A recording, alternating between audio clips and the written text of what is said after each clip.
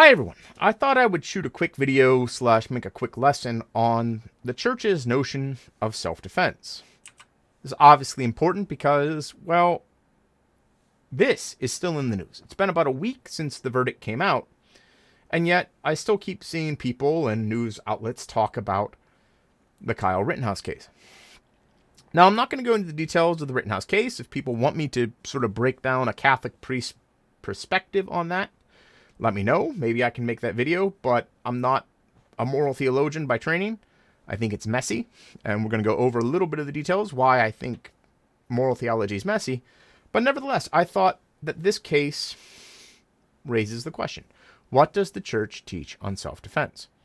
Now, with the Rittenhouse case, I will say that I'm not going to take a side here. I'm not going to speak on the issue. I was not on the jury. I did not follow the case completely. I'm not a lawyer.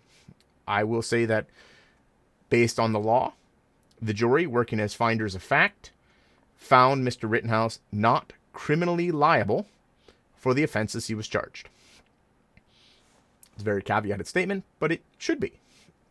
But again, I think this notion here, what does the Catholic Church teach on self-defense, is an important one to look at, because here's the strange and scary thing, guys. Sometimes the church says you should engage in it. Sometimes it says you can engage in it. And there are actually certain situations which might catch you off guard where it says actually a person's obligated to engage in self-defense, where you don't actually have the option not to act. And so I thought it'd be good to break down a little bit what's going on. Now, to be clear, this is going to be a 3,000-foot overview of the church's teaching on self-defense. We're going to stick to the Catechism, and there's certain passages which are extremely important. They cite other passages we're not going to go into great detail on, but nevertheless, this is going to be an overview. If you want more details, there are some other sources. You know, this is a manuscript from an old Psalter, but you can look at the Summa Theologica. We could dig more into that if people want more information. Another great book which deals with self-defense is Arms Bearing in the Clergy. It's a doctoral dissertation. It's a very good book. I have it. I have a PDF of it as well. So if people want it, let me know. But again, self-defense is an important action. But we're going to confine it to the Catechism. To those who do not know what the Catechism is, the Catechism of the Catholic Church is like the too long didn't read version of what the church teaches. And it's still pretty long. But here's the thing. The Catholic Church has over 2,000 years of history. So there's a lot of detail, a lot of information that's available. And so, you know, it's kind of crazy. Like I have the Denzinger Enchiridion. It's just dogmatic statements. So creeds, etc. Like the absolute, this is what the church teaches. And even that's over like 2,300 pages. So there's a lot to the church's teaching. And this is the too long didn't read book that I recommend everybody have. But so what does the Catechism teach on self-defense? There's a couple paragraphs which I think are extremely important. The first, so we're looking at sections, paragraphs 2263 through 2267 of the Catechism. And it's a section entitled Legitimate Self-Defense. So in this section, we start off with 263. Legitimate defense of persons and societies is not an exemption to the prohibition against murder of the innocent. That constitutes intentional killing. The act of self-defense can have a double effect: the preservation of one's life and the killing of the aggressor. The one is intended, the other is not. So what's a double effect? A double effect is when one does something that's not willed. So self-defense, you can kill the aggressor. But this is why moral theology is messy. Because if your intention is to kill the guy, if all of a sudden you're like, sweet, this guy's coming at me with a gun, I can kill him now. That's murder. It's murder. In the eyes of the church, that's murder. If your intention is, I have to preserve my life, then you're fine. Because here's the thing. Rights and obligations, which are always dealt with simultaneously in the Catholic Church, are fully dependent on the notion of life. Life is the fundamental right. That's why we're pro-life. It's why we believe in the dignity of the human person from conception to natural death. But because of that, because life is a fundamental right, if someone is actively trying to end your life, you may do what is necessary to preserve it. And that can include actions that result in the death of the attacker. This is that double effect. The person might die because you defended yourself. And that's fine. But if your intention is, sweet, I get to kill this guy now, even if it's an intention in the heart, not actively here, but here, that's murder. You better go to confession. Again, continuing. Love towards oneself remains the fundamental principle of morality. Therefore, it is legitimate to insist on respect for one's own life. Someone who defends his life is not guilty of murder, even if the force to deal with the aggressor is a lethal blow.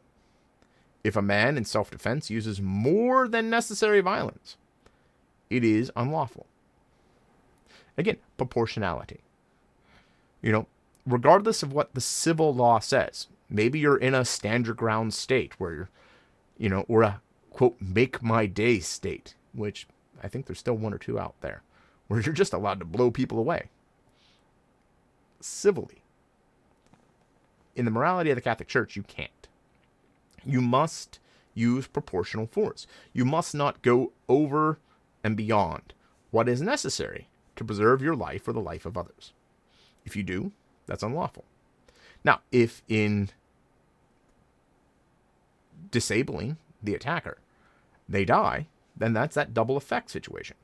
Because again, love of your own life, love of other lives, protection of life, is that fundamental principle. It is the fundamental right. It is that fundamental guiding principle of the Catholic Church. And you have the right to defend yourself and others. Legitimate defense can not only be a right, but a grave duty. This is that where I think a lot of people are caught off guard. Because if you're responsible for someone else's lives, you have to stop an unjust aggressor. So if you're a father, a mother, you're obligated under Catholic morality to defend the lives of those in your charge. A teacher, a security guard, Mr. Carroll, for example, is morally obligated under the eyes of the Catholic Church to defend us. Even if that means he has to kill somebody to do so. Or end their life, I should say. Wouldn't it be murder? It would be ending their life. He has that duty. He has that obligation. It's not a give or take. It's a he must act. So must we. If we are in charge of somebody, if we have the moral duty to protect somebody, we don't get to choose whether or not to engage in self-defense or not. We must stop the aggressor, even if that means ending the aggressor's life. Likewise, in the efforts to curb the behavior harmful to people's rights, basic civil laws in society apply. Legitimate public authority has the right and duty to inflict punishment proportionate to the gravity of the offense. The primary aim of redressing the disorder introduced by the offender.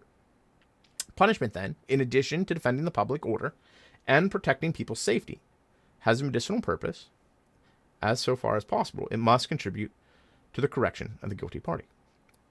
In other words, this whole idea of self-defense is also obligatory on the state. The state must do what is necessary to preserve the lives of others in the morality of the Catholic Church. And again, this is one of those passages which I think make the Rittenhouse case somewhat more complicated, and why I do think it could be a cool video to look at, but it would be a lot to hash out. Because again, this idea that those with legitimate authority, including the state, including the federal government, including everybody, have the obligation to defend the general welfare of those under their charge, even if that means protecting others with lethal force. Think of police officers. There's an interesting thing here, though. The church teaches, though, that in light of the gospel, the death penalty is inadmissible because it is an attack on the inviolable and dignity of the human person, And it works to sort of undermine this idea. Now, this is a recent change to the Catechism. Historically, the death penalty has been accepted by the Catholic Church.